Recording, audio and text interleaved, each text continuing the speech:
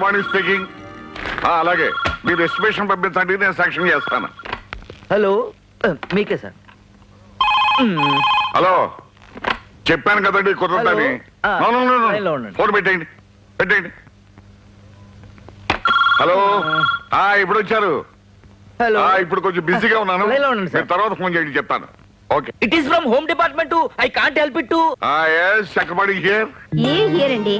ఈ రోజు అమ్మాయి ఊరెళ్తుంది. మీరు అబ్బాయి సెండ్ ఆఫ్ ఇవ్వండి. అమ్మాయి వెళ్ళదని తెలుసు కదా. ఏమి చేసేసు, త్వరగా రండి.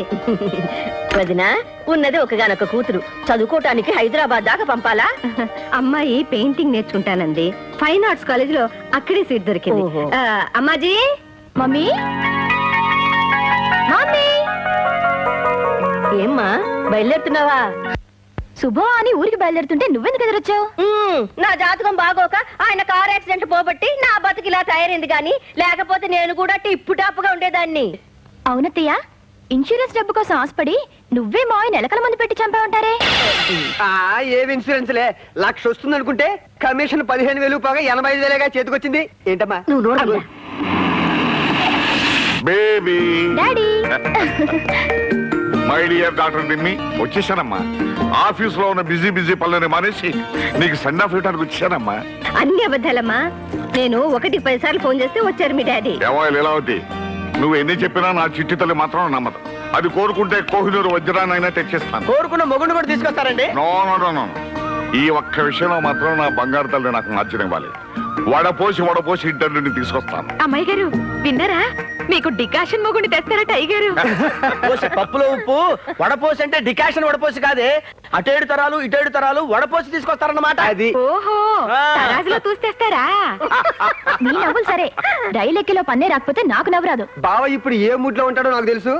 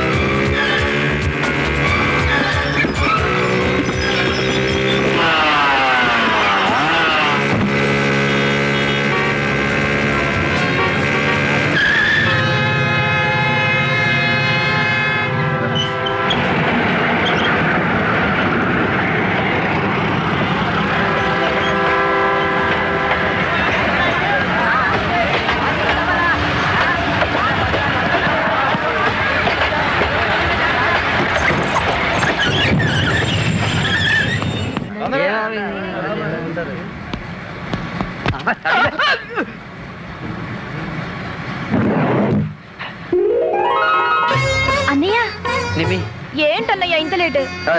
అసలు ఇంజిన్ డ్రైవర్ కి సిస్టర్ సెంటిమెంటే లేదమ్మా. ఏ ఉంటుంటే నేను వచ్చి నిన్ను చూసేదాకా ఈ ట్రైన్ కదలిచ్చేవాడా? సరే కానీ ఎవరో చైన్ లాగడకపోతే నేను నిన్ను చూసుండేదానే కాదు. ఎవరో ఏంటి లాగింది? మనమే. నువ్వా?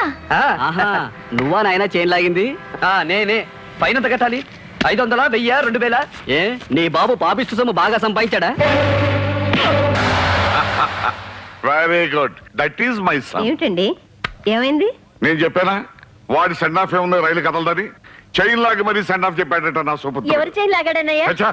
వాళ్ళు లాగిందే మెళ్ళో చైన్ కాదు, రైలు చైన్. ఆ గార్డు నా గురించి ఏదో వాగితే గో పగలగొట్టాడట. That is my son. బాగుందండి. కొడుకు తప్పు చేస్తే బుద్ధి చెప్పాల్సింది పోయి పొగుడుతున్నారా? రాజా నా జాతక చక్రాన్ని మార్చిన మహజ్జాతకుడే. వాడు పుట్టక ముందు ఇప్పుడు మనం నడుపుతున్న సిమెంట్ ఫ్యాక్టరీ గేట్ కీపర్ గా ఉండేవాడిని. వాడు పుట్టిన తర్వాతే మనకు కలిసి వచ్చింది. కార్లు వచ్చాయి, బంగ్లాలు వచ్చాయి, కోట్లు వచ్చాయి. బాబు వచ్చాడు. Hi my son. ఏ, తప్పు చేసి రావడం, కాళ్ళకి దండం పెట్టడం బాగా నేర్చుకున్నావు. అబ్బే, తప్పుకి మధ్య తల్లి కాళ్ళకి దండం పెడితే చేసిన తప్పులు బ్యాలెన్స్ అవుతాయట. ఇదో చెప్పారా నీకు? డాడీ, ఏమండి మీరు ఇవి కూడా నేర్పుతున్నారా? అబ్బే, నాకేం తెలియదు లీలావతి. అది సరే, నువ్వు ట్రైన్ టైం కరెక్ట్ గా స్టేషన్ కి వచ్చుంటే ట్రైన్ ఆపాల్సిన అవసరం ఉండేది కదా. అసలు నేను స్టేషన్ కొద్దామని గంట ముందే బయలుదేరానమ్మా. నా ఫ్రెండ్ సుబ్బారావు లేడు, వాడి మదర్ రాజలక్ష్మమ్మ గారు అట్లాగే నిండుగా ఉంటుంది. సడన్ గా ఆవిడికి హార్ట్ అటాక్ వచ్చింది. నీకు రాదులే, పక్కన ఎవరూ లేరు. అంతే, ఆఘమేఘాల మీద ఆవిడ్ని నా కారులో తీసుకెళ్లి హాస్పిటల్లో జాయిన్ చేసి వచ్చేసరికి మా నాన్నే ఎంత మంచి పని చేసావురా. రెండు పంచేద్దరు గాని రా వదినా. ఎందుగా నాకు కోతలు కోసే ముందు ఒక్కసారి నా ఫేస్ చూడరా. బాగా కొయ్యలేదా? నువ్వు ఇప్పుడు రాజలక్ష్మి అన్నావు చూడు, ఒక్క గంట క్రితమే నా దగ్గరకు వచ్చి డబ్బు తీసుకెళ్ళి నీ అమ్మ చూడలేదులే. అమ్మయ్యా, అక్కడ బతికిపోయాం. ఇక తినొచ్చు. వెళ్దాం పద.